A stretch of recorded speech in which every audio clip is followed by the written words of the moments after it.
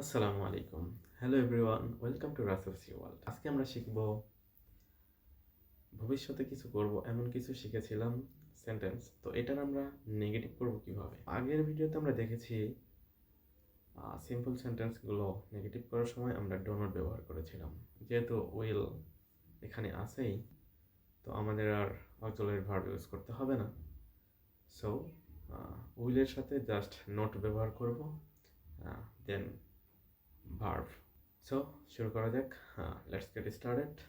Okay, I will not go. আমি যাব না। উইল নট না বলে আমরা শর্ট ফর্ম বলতে পারি অন্ট।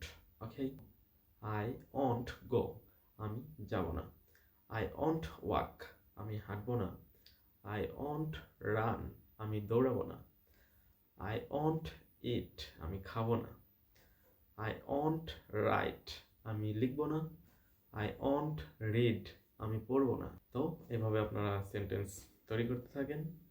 আশা করি প্র্যাকটিস করলে আপনারা অনেক সেন্টেন্স তৈরি করতে পারবেন। So keep practising, keep learning. আসসালামু আলাইকুম।